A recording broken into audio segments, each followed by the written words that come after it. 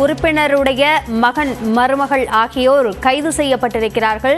ஆந்திராவில் அவர்கள் கைது செய்யப்பட்டிருப்பதாக தற்போது தகவல் வெளியாக இருக்கிறது. பணிப்பெண் தாக்கப்பட்ட விவகாரத்தில் இந்த கைது நடவடிக்கை மேற்கொள்ளப்பட்டிருக்கிறது. கூடுதல் விவரங்களை நம்முடைய செய்தியாளர் வினோத்திடம் கேட்கலாம். வினோத், கைது நடவடிக்கை குறித்த விவரங்களை பதிவு செய்யுங்கள். ஆந்திராவில் கைது செய்யப்பட்ட இருவரையும் போலீசார் தற்பொழுது சென்னைக்கு அழைத்து வருகிறார்கள் என்ற தகவலும் தற்போது கிடைத்திருக்கிறது.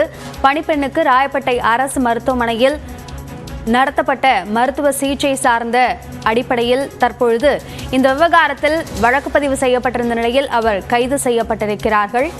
கூடுதல் விவரங்களை தொடர்ந்து நம்முடைய செய்தியாளர் வினோத்திடம் கேட்கலாம். வினோத், இந்த கைது நடவடிக்கை குறித்த விவரங்களை பதிவு செய்யுங்கள். அபிநயா, சென்னை திருவான்மியூரில் உள்ள பல்லாவரம் சட்டமன்ற தொகுதி உறுப்பினர் கருணாநிதி அவர்களின் மகன் ஆண்டோ மதிவாணன் அவருடைய மனைவி மெர்லின் அவர்கள் வீட்டில் கள்ளக்குறிச்சி மாவட்டத்தை சேர்ந்த 18 வயது இளம்பெண் பணியாற்றி வந்தார். அந்த பணிப்பெண்ணானது அங்கு பணியாற்றக்கூடிய நேரத்தில் அவர்களுக்கு பல துன்பங்கள் நடைபெற்றதாகவும் பல கொடுமைகள் நடைபெற்றதாகவும் கடந்த 16ஆம் தேதி மருத்துவமனையில் அனுமதிக்கப்பட்டு ஒரு புகாரை தெரிவித்தார். அதன் அடிப்படையில் திருவான்மியூரில் உள்ள நீலாங்கரை அனைத்து மாநில காவல் நிலைய சார்பில் ஒரு வழக்கு பதிவு செய்யப்பட்டது.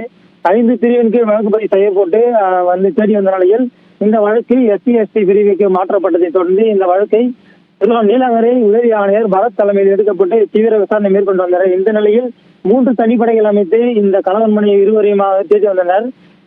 நேற்று முன்தினம் பல்வேறு இடங்களில் இவர்களை தேடி வந்து எங்கேயும் கிடைக்காத நிலையில் தற்போது ஆந்திராவில் இவர் பதுகி இருந்த போது கைது செய்யப்பட்டதாக ஒரு தகவல் வெளியாகியுள்ளது. தனிப்படை போலீசார் ஆந்திராவில் பதுகின்ற கணவன் மனைவி இருவரையும் கைது செய்து தற்போது அவர்களை சென்னைக்கு அழைத்து வந்து கொண்டிருக்கின்றனர். காவல் நிலையத்தில் வைத்து அவர்களிடம் விசாரணை மேற்கொள்ள உள்ளதாகவும் ஒரு தகவல் தெரிவிக்கப்பட்டது. நேற்று முன்தினம் இவருடைய பெண்ணின் உறவினர் மற்றும் பெற்றோர் உள்ளிட்ட பல்வேறு இடங்களில் இவர்களை தேடி வந்த நிலையில் தற்போது ஆந்திராவில் இருவரும் கைது செய்யப்பட்டுள்ளனர். அபிநயா, விரிவான விவரங்களுக்கு நன்றி வினோத்.